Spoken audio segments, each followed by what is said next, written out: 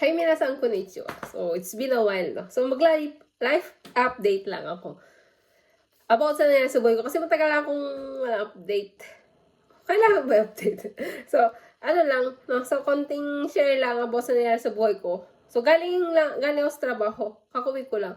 And then, nakikita niyo yung alauna. Actually, nag-out ako, 11 pa. So, kauwi ko lang ng bahay ng mga yung 1 p.m. So, pinadala ko lang yung washing. Narinig niyo yung washing. Is last day ko po ngayon as a caregiver kaigo sa trabaho ko. So, kung naalala nyo, is dumating ako dito as SSW, Specified Skilled Worker ang visa, as caregiver yung trabaho or kaigo, no? Is, naman, anong tawag dito? Is, luckily, so, nakita ko ang aking dawan, ang aking napangasawa, no? So, nakilala ko sa trabaho, and then, siyempre, nagpakasal kami hapon sa Japanese po. And then, nagbago ko ng visa. Naging spouse visa na po ako. And then, so, dati ko pa kasi, plano ko talaga, 3 years lang din, uwi na akong pinasan. And then, ito kasi, siyempre, nag-asawa na nga ako, nagbago na yung visa ko, pwede na ako ng any job or anong trabaho. So, kaya nag-decide ako na mag-yamiru or mag-resign ngayong December. So, December 31, no? Ngayon, last day ko. 2 hours lang yung trabaho ko. And then, pumunta ako ng office. And then, nasikaso yun lang papel. So, mabait sila. So, natuwa nga ako. Nung December 24, ngayong December kasi, bali, 3 days and then 2 hours lang yung pinasok ko. Yun lang, no? Kasi marami akong UQ or paid leave. So, ginamit ko siya. So, natuwa ako sa mga katrabaho kasi, hindi naman lahat, pero meron lang, siyempre, naka-appreciate. Siyempre, masaya yun sa'yo, no? Pag nakaka-appreciate sa'yo. Kahit yung mga Ryosha-san, no? So, natanggap, so, ang dami ko na to. Hindi naman sa dami. Para sa akin, marami na siya.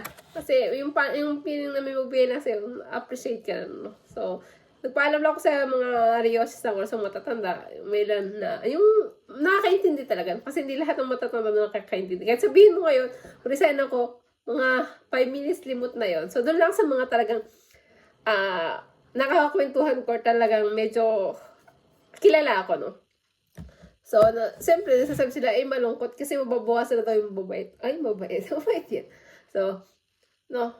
And then, so, nag-resign ako in December. And then, siyempre, hasta January 1, panibagong taon, panibagong work. So, yes po, meron na rin akong trabaho sa January. So, January 5th, ako mag-start sa January 5. Then, so, iba siya kasi hindi na kaigo. So, as a restaurant na siya sa restaurant hall. So, yun yung magiging trabaho ko, no?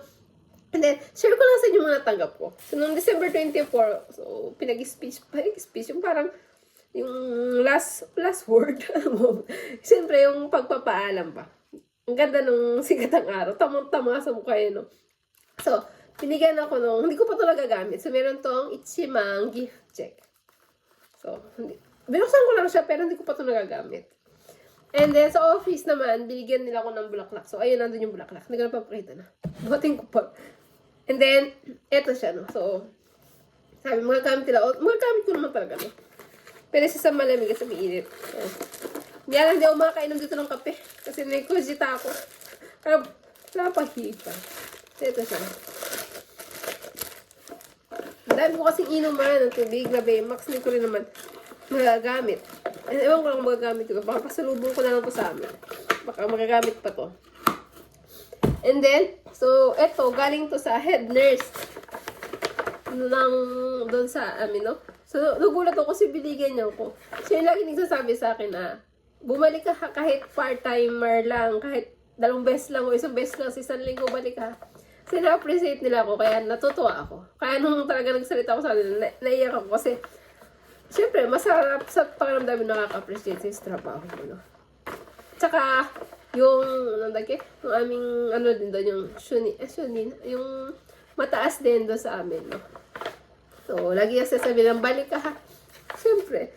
Ngayon kasi, ayaw ko muna talaga magkaigo, no? Napapagod ang person. Then, bago ko umuwi, may isa naman doon na Ryosha or matanda, na binigyan ako nito. Pinabili niya pa daw to sa anak niya. Para lang may bigay sa akin. Siyempre, yun lang na-appreciate ka. Masaya na yun. Ilang beses na-appreciate. So, ito galing naman to sa isang Rios, ang isang pasyente ko, no. Medyo naiyak na siya. Sabi ko lang sa kanya, Genki din eh. Ito naman magbigay nito, nurse to, feeling ko, malapit lang kasi dito siya yung bahay niya. Feeling ko, hindi naman sobrang lapit. Although hindi ko lang bahay. Siguro madalas, daanan dito. So, baka possible magkita rin kami. Sabi ko sa kanila, pag nakita na ako, magkuwi-kakis na sa akin. Kasi malabong mata ko, minsan di ako natingin sa paligid. Kung ano lang nakikita ko ngayon. Kuwi-kakis nila ako. No? And then, ito naman, meron isang sulat. Meron, hindi kaso, sigurado ko ito maintindihan sa katanong ko. Gawin. Yes, nagawindihan yung sulat niya. Japanese siya, pero parang Chinese yung sulat niya. Ang haba. So, nagambat, although, halos lahat naman yayamiro doon. Is talagang susulat siya, nagmagawa siya ng letter para sa mga nagyayamiro doon. Parang appreciation niya. Tapos natatawa ko sa kanya, nagaganon-ganon siya, no? Natatawa ako sa kanya.